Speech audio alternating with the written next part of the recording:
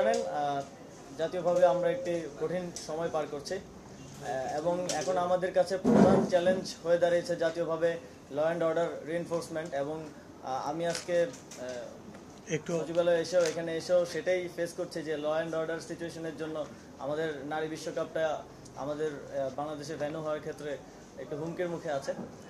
তো এই বিষয়ে আমরা আজকে কিছু আলোচনা করেছি বিসিবির সাথে এবং আজকে মন্ত্রণালয়ে এসে সবার সাথে আলোচনা করে আমার ভালো লেগেছে এবং আমার মনে হয় আমরা একসাথে ভালোভাবে কাজ করতে পারবো।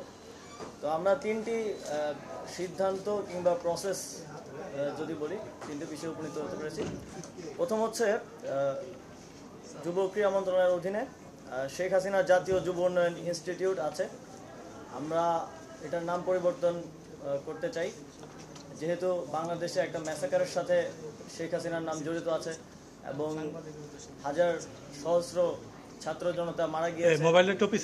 আমরা মনে করি তিনি এর সাথে সরাসরি যুক্ত এবং সেই জায়গা থেকে এটা শুধু আমাদের মন্ত্রণালয় না, প্রত্যেকটি স্থানে এটা করা হবে।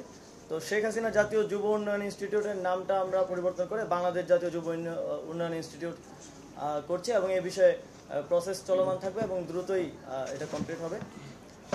আর নারী টি-20 বিশ্বকাপের বিষয়ে আমরা বিসিবির সাথে কথা বলেছি। যেই ইস্যুগুলো হচ্ছে তার মধ্যে সবচেয়ে গুরুত্বপূর্ণ হচ্ছে সিকিউরিটি এনশিওর করা। সিকিউরিটি এনশিওর করার ব্যাপারে স্টেট লেভেল থেকে কিছু কাজ করার ব্যাপার আছে। আমি আজকেই যমুনাতে গিয়ে ইউনুস স্যারের সাথে এই বিষয়ে বিস্তারিত কথা বলবো এবং তিনি একজন ক্রীড়াপ্রেমী মানুষ, তিনি অবশ্যই এটিতে আমাদেরকে সহযোগিতা করবেন এবং স্টেট লেভেল থেকে সিকিউরিটিটা আমরা এনশিওর করব। আমরা ইউএনের সাথেও কথা বলবো যাতে তারা সাজেস্ট করে কিছু দেশের ট্রাভেল রেস্ট্রিকশনস আছে সেগুলো যাতে সমাধান করা যায়। আর অবকাঠামোগত কিছু উন্নয়নের ব্যাপার আছে সেগুলো মাননীয় সচিব আমাকে নিশ্চিত করেছেন যে কমপ্লিট করা হয়ে যাবে এর মধ্যেই। এবং বিসিবির বিষয়ে যেহেতু বিসিবি একটি অটোনমাস ফেডারেশন, তো সিদ্ধান্ত তো আমরা দিতে পারবো না, আমরা বিসিবি থেকে সাজেশন নিতে পারবো, তাদেরকে সাজেশন দিতে পারবো। সো বিসিবির সভাপতি অনুপস্থিত আছেন।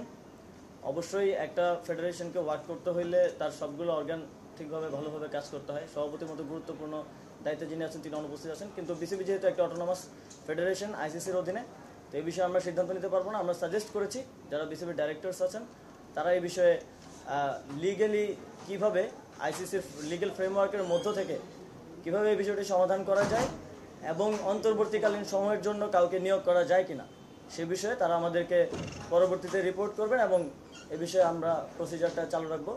তো এই তিনটি সিদ্ধান্ত কিংবা প্রসেস যাই বলেন আজকে আমরা উপনীত হতে পেরেছি।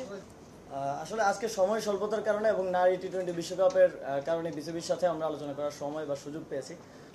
বাকি ফেডারেশনগুলোর সাথে আমরা পর্যায়ক্রমে আলোচনার ভিত্তিতে এই বিষয়গুলোতে তাদেরকে সাজেশন দেওয়ার থাকলে সাজেশন দেবো এবং অবশ্যই লিগ্যাল ফ্রেমওয়ার্কের ভিত্তিতে কাজগুলো করতে হবে। যেহেতু অটোনমাস প্রত্যেকটা বডি আমাদেরকে প্রসেস ফলো করতে হবে। যে কোনো পরিবর্তনের ক্ষেত্রে পরিবর্তন আমরা অবশ্যই করার জন্য তাদেরকে সাজেস্ট করব, কিন্তু প্রসেসটা ফলো করাটা জরুরি। আমরা পুরো দেশকে ঢেলে সাজাতে চাই এবং সেটা আমরা আসলে ব্যক্তির জায়গা থেকে নয় যে একজন ব্যক্তিকে আমি পরিবর্তন করে দিলে আমার হয়ে গেল। আমরা সিস্টেমটাকে ঢেলে সাজাতে চাই। আমরা এমন একটা সিস্টেম গড়ে দিয়ে যেতে চাই এই অন্তর্বর্তীকালীন সরকারের অধীনে, যাতে করে যে ব্যক্তি আসুক সে ওই সিস্টেম ফলো করার মাধ্যমে এই যে দুর্নীতির কথা বলছেন কিংবা অনিয়মের কথা বলছেন সেগুলো যেন আর কখনোই ফিরে না আসতে পারে।